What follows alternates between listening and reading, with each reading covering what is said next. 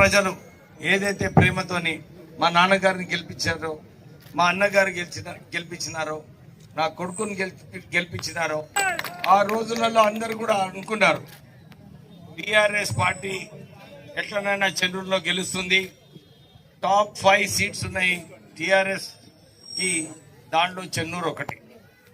కానీ టికెట్ కన్నా ముందు చాలా మంది నన్ను మీరు రావాలి సార్, కాంగ్రెస్ కి రావాలి, సుమన్ వ్యతిరేకంగా కొట్లాడాలి, గెలవాలని చెప్పి ప్రజలందరూ కూడా చాలాసార్లు నాకు ఫోన్ చేసి నా పైన ఒత్తిడి తీసుకురావడం జరిగింది.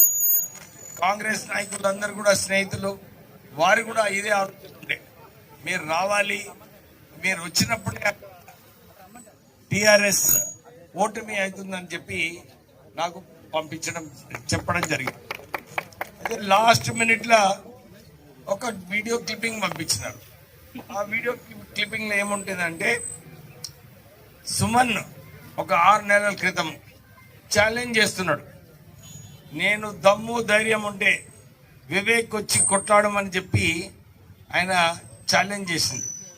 అయితే ఆ క్లిప్పింగ్ నాకు పెట్టినారు.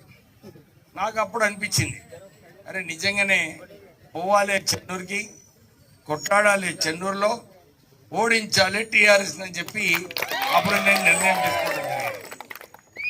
చాలా మంది అనుకున్నారు, అరే ఇంత బలమైన అభ్యర్థి వ్యతిరేకంగా ఎందుకు కొట్లాడాలని చెప్పి. కానీ నాకు ఎప్పుడు కూడా ఛాలెంజ్ తీసుకోవడము నాకు ఒక అలవాటు. నాకు అనిపించింది ఇది కరెక్ట్ సమయము. ఎందుకంటే అహంకారం ఎవరికైతే వస్తుందో, అహంకారం వ్యతిరేకంగా ఎప్పుడు కూడా కొట్లాడాలి. నాకు ఆ రోజు అనిపించింది ఈ అహంకారాన్ని దించడానికి. ఎందుకంటే మీ అందరూ తెలుసు, కేసీఆర్ వ్యతిరేకంగా నిరంతరం పోరాటం. మేము మా మీడియా హౌస్ మేమందరం కూడా కేసీఆర్ని గద్దెదించాలని. ఎందుకంటే ఆయన అహంకారంతో ఇష్టం వచ్చినట్టు నిర్ణయాలు తీసుకొని తెలంగాణ ప్రజలకు అన్యాయం చేశాడు. మీరందరూ చూసినారు, 60,000 కోట్ల అప్పు ఉంటే తెలంగాణలో 10 సంవత్సరాలలో 8 లక్షల కోట్ల అప్పు చేశాడు. అయితే ఈ కమిషన్ల కోసం దోచుకోవడము, ఇక్కడ ప్రత్యేకంగా మన మందమరిలో ఈ ప్రాంతంలో మనకు కొత్త గనులు వచ్చేది ఉంది. కానీ అక్కడ కూడా ఒక తుగ్లక్ నాయకుడు లెక్క నిర్ణయం తీసుకొని మాకు అలొకేషన్ కావాలి, మాకు ఆక్షన్లు వద్దని చెప్పి వ్యతిరేకించడం జరిగింది.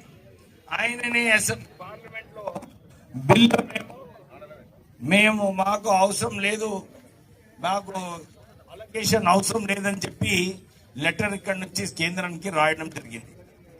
అప్పుడే అలొకేషన్ అయ్యేది, కానీ అప్పుడు ఆయన అలొకేషన్ తీసుకోలేదు. ఇప్పుడు ఎప్పుడైతే ఆక్షన్ అయితే మనకు గన్లు వస్తాయో, సింగరేణి సంస్థకు ఎట్లయితే ఒరిస్సాలో వచ్చినాయో 20 మిలియన్ టన్ల గనులు మనకు సింగరేణి సంస్థకు వచ్చినాయి. అది వేరే రాష్ట్రం కదా.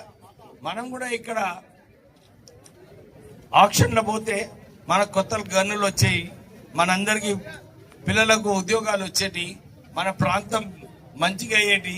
ఎందుకంటే మీకు తెలుసు, మన ప్రాంతంలో అన్నిటికన్నా ఎక్కువ నిధులు వస్తున్నాయంటే అది డిఎంఎఫ్టి సిఎస్ఆర్ నిధులు, అవునా కదా.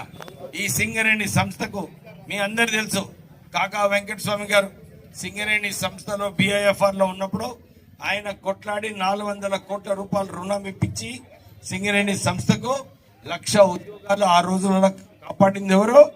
కాకా వెంకటస్వామి, అవునా కదా. మన సింగరేణి కార్మికులకు పెన్షన్ ఇప్పించడంలో, CMPF ఆఫీస్ ఇక్కడ తరలించడంలో అనేక సార్లు మన సింగరేణి కార్మికులు నా సొంత కుటుంబం సభ్యులు అని చెప్పి కాకా వెంకటస్వామి గారు ఎప్పుడు సింగరేణి ప్రజలకు వారి జీవితమే అంకితం చేసుకోవడం జరిగింది.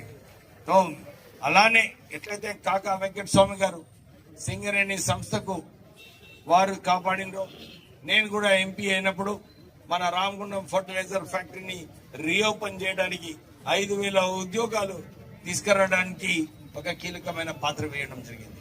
అంటే కాకా వెంకటస్వామి కుటుంబము ఎప్పుడు కార్మికుల వైపే ఉంటారు, ఎప్పుడు ప్రజల వైపే ఉంటారు. కొందరు నాయకులు మేము ఇన్ని సేవలు ఇక్కడ సింగరేణి ప్రజలకు చేస్తే, కొందరు వచ్చి మా మీద విమర్శలు, ఎందుకు ఒక కుట్రలతో విమర్శలు చేయడం జరిగింది. నిజంగానే ఆలోచించాలి. ఎవరైతే ఈ విమర్శలు చేపించిండ్రో వారు ఏం చేస్తున్నారు సింగరేణి కార్మికులు ఆలోచించాలి. వాళ్ళు చేసేది ఏం లేదు. కానీ ఇక్కడ వెంకటస్వామి గారు వెంకటస్వామి గారి కుటుంబం ఏదైతే సేవలు చేస్తున్నారో ఇక్కడ ప్రజలు మీరు మొన్న పార్లమెంట్ ఎలక్షన్లో కూడా చూస్తున్నారు. ఇక్కడ నార్త్ తెలంగాణలో బీజేపీ 4 సీట్లు గెలిస్తే కేవలం ఒకటే ఒక సీటు మన కాంగ్రెస్ పార్టీ తరఫున గడ్డం వంశీ గెలపడం జరిగింది. ఎందుకు? ప్రజల ప్రేమ ఉన్నది. కాకా వెంకటస్వామి కుటుంబం వారికి నీతి నిజాయితీగా పేద ప్రజలకు సేవ చేస్తారు. అందు గురించి వారందరూ కూడా 1,30,000 ఓట్లతోని మన పెద్దపల్లి పార్లమెంట్ సీట్ ని కాంగ్రెస్ పార్టీని గెలిపించడం జరిగింది.